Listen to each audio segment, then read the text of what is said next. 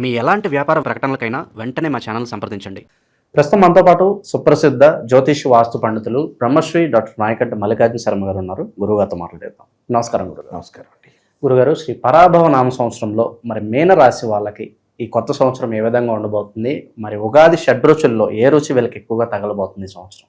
తప్పకుండా. ఓం శ్రీ గురుభ్యో నమః.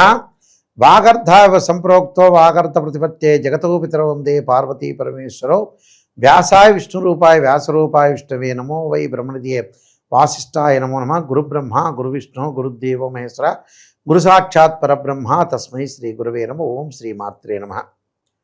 మీనరాశి వాళ్ళకి ఏ విధంగా ఉండబోతుంది?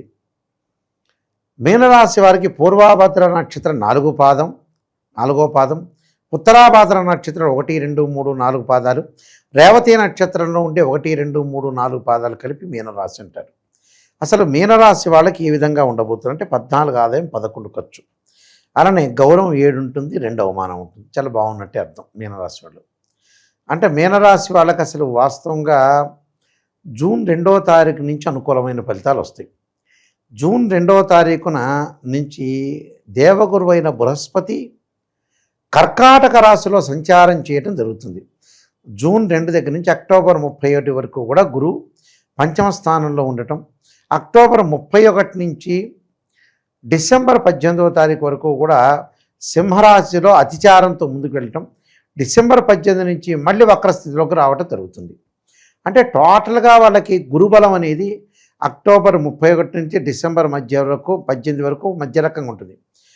అంత ఆ ఒక నవంబర్ డిసెంబర్ మినహా నవంబర్లో ఉండే 30 రోజులు, డిసెంబర్లో ఉండే 18 రోజులు, 48 రోజుల పాటు మాత్రమే గురువు బాగుంటాడు. మిగతా అంతా గురువు బాగుంటాడు. చాలా అద్భుతంగా ఉండే అవకాశం ఒకటి ఉంటుంది. అంటే ఆకస్మికంగా ధనలాభం, బ్యాంకు లోన్లు రావటం ఒకటి, బ్రహ్మాండంగా ఫైనాన్షియల్ పరంగా డెవలప్మెంటు, ఆకస్మికంగా లాభము, వృత్తి ఉద్యోగాల్లో ప్రమోషన్లు, భాగస్వామ్య వ్యాపారం బాగా కలిసి రావటం, అంటే అన్నిటా విజయము, ప్రణాళికాబద్ధంగా రూపొందించుకొని ముందుకు వెళ్తారు.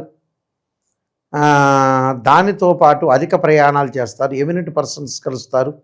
అంటే సంతానపరంగా ఇబ్బందులు లేకపోవటం, సంతానం కలిగే అవకాశాలు, శుభ కార్యక్రమాల నిర్వహణ జరిగే అవకాశాలు కూడా బాగా ఎక్కువ ఉంటాయి. టోటల్గా గురువు బాగున్నాడు. ఆ 48 రోజులు మినహా టోటల్గా సంవత్సర కాలం అంతా బాగున్నారు. అయితే శని యొక్క బలం ఏ విధంగా ఉండబోతుంది? శని యొక్క బలాన్ని చూసుకునేటట్టే శని మీనరాశిలో ఉన్నాడు, వక్రస్థితిలోకి వెళ్తాడు. కొద్దిగా లాభం జూలై 25 దగ్గర నుంచి డిసెంబర్ 18 వరకు కూడా కొద్దిగా లాభంగానే ఉంటుంది. అంటే ధనధాన్య వృద్ధి, అంటే దీర్ఘకాలిక వ్యాధులు కొంత ఉపశమనం లభించే అవకాశాలు ఎక్కువ ఉంటాయి. పనిలో కొంత ఆతృత అనేది బాగా పెరుగుతుంది, డబ్బులు సంపాదించే అవకాశాలు ఎక్కువగా ఉంటాయి. అలానే రాహు వచ్చేటప్పుడు కుంభరాశి నుంచి మకర రాశిలోకి వెళ్ళిపోగానే జూన్ 7వ తారీఖు నుంచి మీనరాశి వాళ్ళకి రాహు యొక్క బలం వల్ల విదేశాలకు వెళ్ళటం, అక్కడ గ్రీన్ కార్డు హోల్డర్స్గా ఉండటం, ఆ దేశంలో స్థిరపడే అవకాశాలు బాగా ఎక్కువ ఉంటాయి. కేతు వల్ల కూడా ఆరోగ్య సమస్యలు, పిత్రార్జితం బాగా కలిసి వచ్చే అవకాశం ఉంటుంది. కాబట్టి ఎలాంటి ఇబ్బందులు, స్థానచలనం జరిగే అవకాశాలు ఎక్కువ ఉంటాయి. అంటే వేరు చోట్లకి మార్పులు జరిగే అవకాశాలు ఎక్కువ ఉంటాయి. కాబట్టి ఏమీ భయభ్రాంతులు చెందాల్సిన పనేమీ లేదు. అలానే జూన్ 2 లోపలనే మన వాళ్ళు శుభ కార్యక్రమాలు అవన్నీ కూడా చేసుకోవటం, లావాదేవీల విషయం కానీ, ఇల్లు కన్స్ట్రక్షన్ కానీ, ఇల్లు పర్చేజ్ చేయటం కానీ, సంతానపరంగా అనుకూలంగా ఉండటం కానీ, ఇలాంటివన్నీ జరుగుతాయి. ఈ అకాడమిక్ ఇయర్లో జూన్ 2 వరకు కూడా చాలా బాగుంటుంది విద్యార్థులు. అంటే పోటీ పరీక్షలు కానీ, ఇంటర్మీడియట్ కానీ, డిగ్రీ కానీ, ఎంబీబీఎస్ కానీ, ఐఐటీలో కానీ ఉత్తీర్ణత సాధించే అవకాశాలు ఎక్కువ ఉంటాయి. అంటే శ్రమకు తగ్గట్టుగా ఫలితం వస్తుంది స్టూడెంట్స్కి. వివాహ శుభ కార్యక్రమాలు కూడా అనుకూలంగా ఉంటాయి. అయితే గురువు వల్ల ఇలాంటి లాభాలు కలుగుతాయని అర్థం. అంటే ఏదో రకమైన ప్రాబ్లమ్స్ వచ్చే అవకాశాలు ఎక్కువ ఉంటాయి. అలాంటి ప్రాబ్లం రాకుండా చూసుకోవడం చాలా ఇంపార్టెంట్. కేతు వల్ల ఆధ్యాత్మిక చింతన, ఆధ్యాత్మికము, పుణ్యక్షేత్రాల యొక్క దర్శనం కలిగే అవకాశాలు ఉండటం, రాహు వల్ల కొంత డబ్బులు వస్తుండగా కూడా ఖర్చు అయ్యే అవకాశాలు ఎక్కువ ఉంటాయి. కానీ వీళ్ళు అసెట్స్ మీద పెట్టుబడులు పెట్టే అవకాశాలు బాగా ఎక్కువ ఉంటాయి. అలానే ఆందోళన చెందాల్సిన పని లేదు, బాగానే ఉంది. బట్ ఇంకా ముందుకు మనం వెళితే ఎలాంటి ఫలితాలు జరుగుతున్నాయి చూస్తే, అర్ధలాభం తదైశ్వర్యం స్వకర్మం రతిహర్షితం అంటారు, సదా స్వజన సౌఖ్యం పంచమ అంటారు.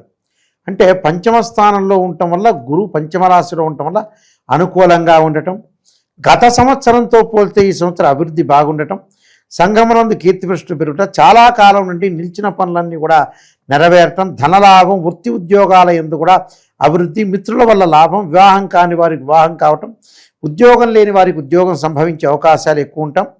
అలానే కొన్ని సమస్యలు, అనారోగ్య సమస్యల విషయంలో కొంత ఇబ్బందులు తగ్గుతాయి.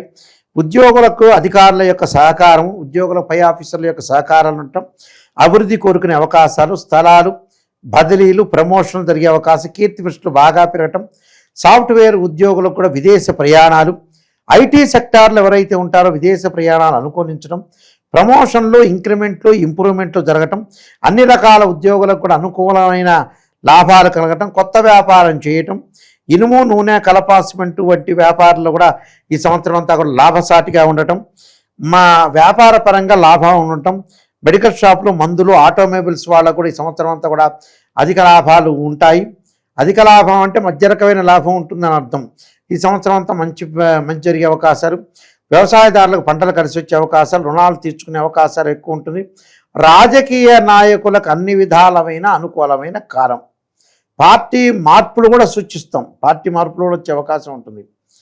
అయినా కూడా అధిష్టానంతో అనుకూలంగా ఉంటారు వీళ్ళు.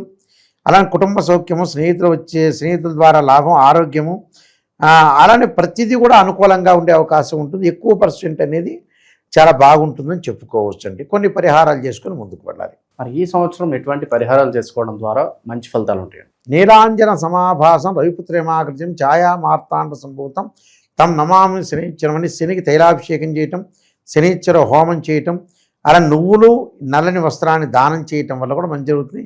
ఓం నమస్వే పంచాక్షర చేయటం వల్ల కూడా చాలా మంచి ఫలితాలు జరిగే అవకాశాలు ఖచ్చితంగా ఉంటాయండి. కొత్త సంవత్సరం మీనరాశి వాళ్ళకి ఏ విధంగా ఉంటుందో మంచి విశ్లేషణ అందించారు. ధన్యవాదాలు. నమస్కారం.